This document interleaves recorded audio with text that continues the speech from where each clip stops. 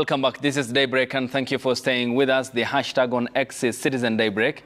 The SMS code is 22422 at Citizen TV Kenya and at Ayub Abdikadir. This morning with me in studio is the former Law Society of Kenya President and Advocate, Eric Daure. Good morning. Morning, Ayub. A lot happening in the country.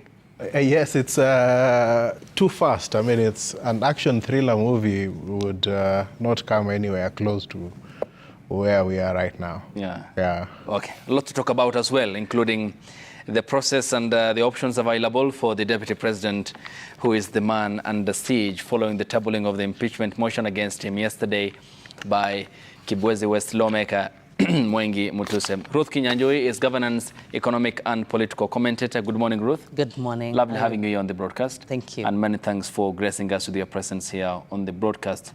We are still waiting for the presence of the two lawmakers who had confirmed that they will appear on the show, but as at now are not with us here in studio. Nonetheless, the show continues. First, let's begin with a look at the highlights of what's appearing on the front pages of the publications. The Daily Nation says, beginning of the end. After months of shadowboxing, the tabling of an impeachment motion against the Deputy President, Rigathi Gachagua, and President William Ruto's loud silence ever since jetting back to the country from New York, where he attended the UN General Assembly, marks the beginning point of a political union that has been tested to the limits over the past 2 years. Will the Deputy President, Rigathi Gachagua, survive the oncoming onslaught? And what are his options? First, Bwana Rais, beginning with you. Do you think he will survive? I have a very interesting view on this motion. First of all, I think if you look at the motion as has been framed, it has very good grounds. And so it is likely to succeed. But also this motion is a case of the pot calling the kettle black. And why do I say so? Because if you look at all the grounds that have been put forth, to a certain extent, some grounds actually fall short. There are actually two principal grounds, the public utterances and the issues of violation of the law. Every other thing, I think, in my view, is just a repetition of that. Now, if you look at the public utterances with regard to the question of the country being a company, and that the resources will be allocated in the manner in which a company would be. Those who invested a lot are getting a lot. If you look at it, I say that that is substantiated because the appointments that have been made so far predominantly have gone to the Kikuyu community and have gone to the Kalenjin community. If you look at the appointments that have been made in public offices, predominantly they have followed that manner. In fact, in KRA, you know that the court has even nullified that because of the skewed manner that it was done. So it is substantiated.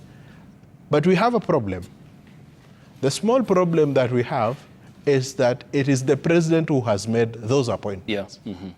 And so I think that that motion perhaps should be amended so that it should read that the deputy president made public appointments about an official policy of recruitment that ought not to have been made public.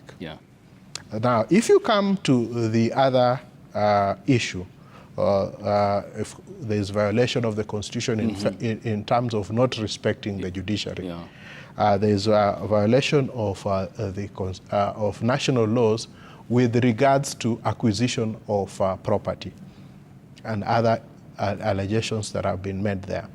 Prima facie, looking at them without a response from the deputy president, again, you almost feel like these ones are likely to be substantiated.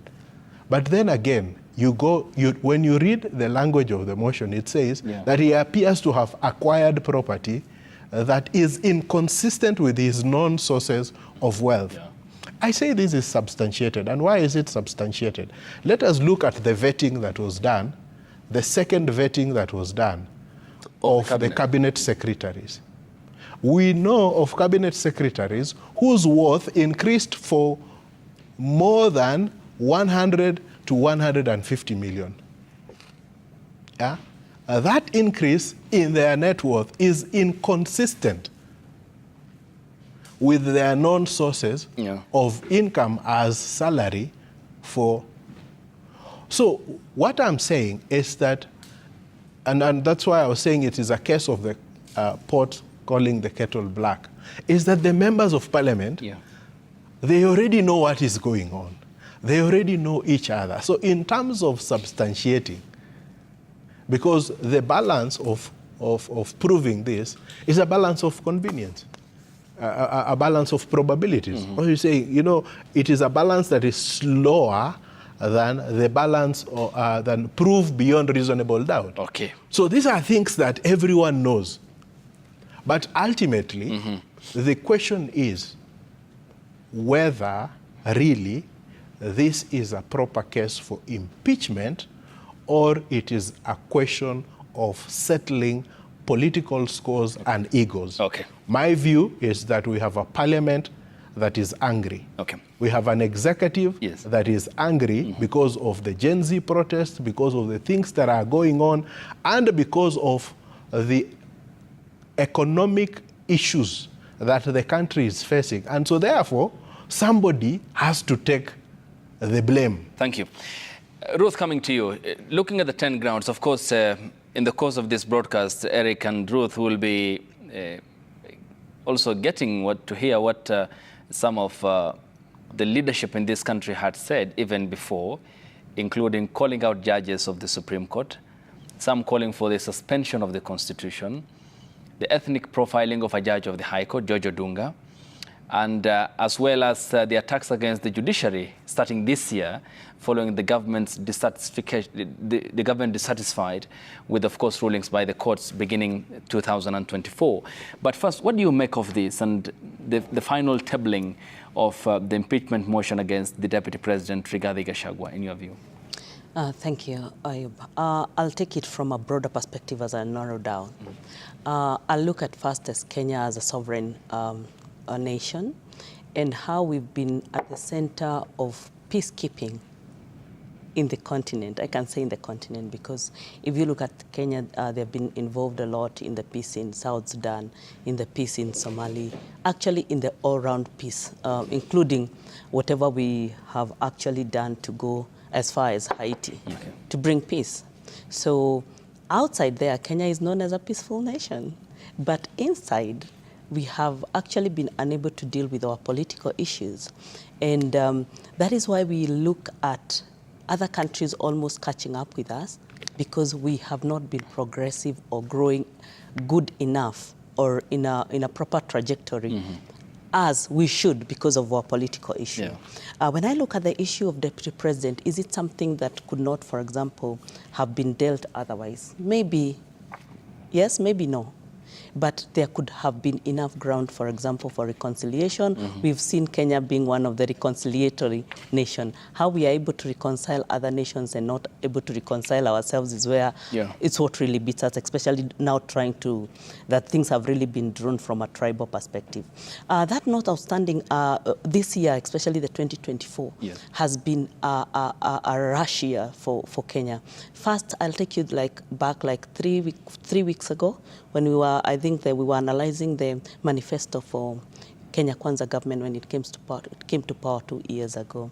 And there are those promises that were made to Kenyans because for such a process, one of the things that we should look at is impact. What is the impact? What is not being said? Yes, we are focusing on the Deputy President right now, but what is not being said? First, if you look at the manifesto for Kenya Kwanza government for the last 2 years, a lot is pending and needs to be done. And there's a lot of catch-up that needs to be played because if you look at the better part of this year, economically, nothing much has really happened, and I'll tell you why. When you look at one of the things that maybe the government has not done so well its communication in terms of the things that they have been able to do, the things they have not been able to do, and the gaps. Beside us having, like, as a country, attended many forums, and where many external donors are willing to work with us as a country from an economic perspective to fill the gaps now in the promises of Kenya Kwanza. But one of the things that you can see that is being skipped in this from a governance perspective is accountability. And one of the things that leaders of this country have not done is being good in being accountable. No one wants to be accountable. No communication needs to be done. And that is a gap that raised what we saw in the month of June when it came to the Gen Z protests. If you look at the parliamentary processes, and I'll take you back to the Finance Bill 2024, the whole parliament voted for Finance Bill, or the majority voted for Finance Bill 2024, which really was so, I can call it impunitive to the common mwananchi, meaning it was so hard, assuming the economic hard times that we're already experiencing as a country. So, and that is where we saw the common mwananchi now wants to come and ask for that accountability because it's not there. So when we look at the impeachment yesterday, it is still a parliamentary process. And if the motion, if the 291 MPs have already voted at the motion stage, you can imagine by the time resolution come back to the same house, it means that, and you can see the mood of the house also was speaking too much in terms of what needs to be done. So there's still a lot that needs to be done from an accountability perspective, but economic growth, what is happening? Just one, if you look at for example, the Finance Bill 2024, and even the motion that came after that by, in terms of appropriations that needed to be done after that. Out of like 191 billion of what was proposed, only 17 billion is going to development. So that is going to be on a standstill, and the country's on political temperatures. Okay, when we get back from the break, Bwana Rais and Ruth here will expound further on this and why it appears there is the problem of the moral authority here, given if you put all the persons who were discussing that matter at the House yesterday, they were largely hell-bent on the immobilization of this constitution since its promulgation in 2010, and the many concerns that Kenyans are raising on healthcare, on education. Still now, the Teacher Service Commission this morning says there should be the reapplication of 46,000 intern teachers and the filling of those important slots, and what seems to be a priority for the public with regards to now the attention on the Deputy President, Rigathi Gachagua, and the grounds that will be further explaining here on the broadcast, as yesterday put before the nation by the Kibwezi West lawmaker Mwengi Mutuse, who had tabled the impeachment motion against Rigathi Gachagua. The hashtag on X is Citizen Daybreak. The SMS code is 22422 at Citizen TV Kenya and at Ayub Abdikadir. We are back with more after the break. Stay tuned.